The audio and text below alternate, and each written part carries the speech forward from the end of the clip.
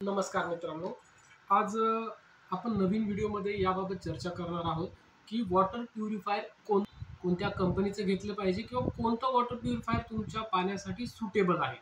बऱ्याच ठिकाणी आपण बघतो की वॉटर प्युरिफायरची रिक्वायरमेंट नसताना सुद्धा लोकं ते वॉटर प्युरिफायर विकत घेतात.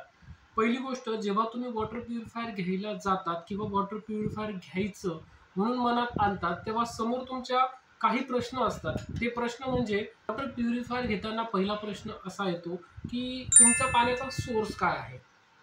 पहिली गोष्ट, तुमचं पाणी बोरिंगचं आहे, तुमचं पाणी कॉर्पोरेशनचं आहे की तुमच्या पाण्याचा सोर्स अजून काहीतरी आहे. म्हणजे जसे की विहीर, टँकर, तुमच्या इथे कुठल्या प्रकारचं पाणी येतं, त्यानुसार ठरतं की तुम्हाला कोणतं वॉटर प्युरिफायर तुमच्या घरामध्ये बसणार आहे.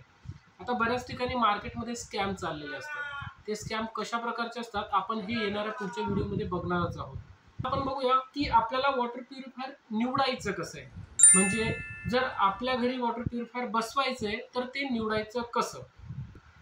पाण्याचा सोर्स चेक करताना पहिली गोष्ट लक्षात ठेवा, तुमच्याकडे जे पाणी येत आहे ते कॉर्पोरेशनचं जर पाणी असेल, म्हणजे ज्याचा TDS म्हणजे टोटल डिझॉल्व्ड सॉइल याची जी मात्रा आहे ती 100 पेक्षा कमी.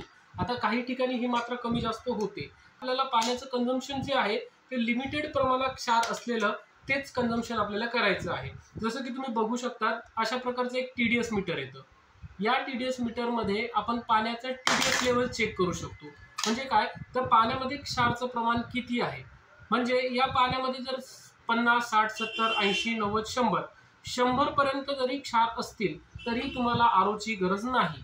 बऱ्याच ठिकाणी इथेच गोंधळ होतो की लोक वॉटर प्युरिफायर घेताना आरोही घेतात, UV घेतात, प्लस त्यात ॲडिशनल काही ॲडॉन्स असतात तेही घेतात.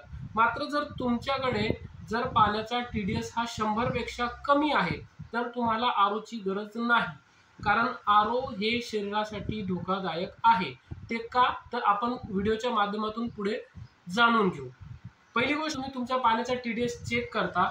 TDS चेक केल्यानंतर एकतर तुम्ही हा TDS कसा चेक करू शकता, आपल्या जवळच्या कुठल्याही आरो शॉपमध्ये पाण्याचा सॅम्पल घेऊन जा. ते तुम्हाला अगदी फ्रीमध्ये, हो अगदी फ्रीमध्ये चेक करून देतात की तुमच्या पाण्याचा TDS किती आहे. आपल्या नाशिकमध्ये ही सुविधा सर्वत्र उपलब्ध आहे. आपण कुठल्याही वॉटर प्युरिफायरच्या शॉपमध्ये जाऊन TDS फ्रीमध्ये चेक करू शकता. आपल्या नाशिकमध्ये ही सुविधा सर्वत्र उपलब्ध आहे. त्यामुळे नाशिकमध्ये कुठेही जाल किंवा तुम्ही खाली दिलेल्या या नंबरवर कॉल करून आपण आपला TDS जो आहे तो फ्रीमध्ये चेक करू शकता. दुसरी गोष्ट असते की जर आमचा TDS 100 पेक्षा जास्त असेल तर काय, तुम्ही बोरसाठी मशीन बघतात. जर तुमचं पाणी मिक्स आहे, मिक्स म्हणजे काय, तर तिथे तुम्हाला पाणी कॉर्पोरेशनचं येतंय आणि बोरिंगचं येतंय.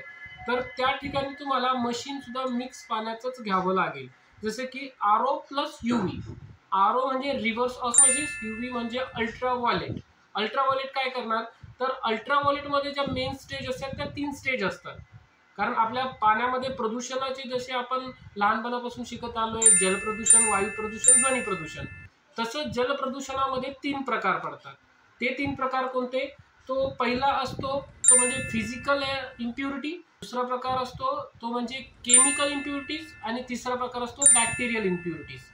फिजिकल इम्प्युरिटीमध्ये काय येतं, तर फिजिकलमध्ये येतं ते तुमचे दगड, माती, चिखल, जी घाण फिजिकली म्हणजे तुमच्या डोळ्याला दिसणारी आहे ती फिजिकलमध्ये येते.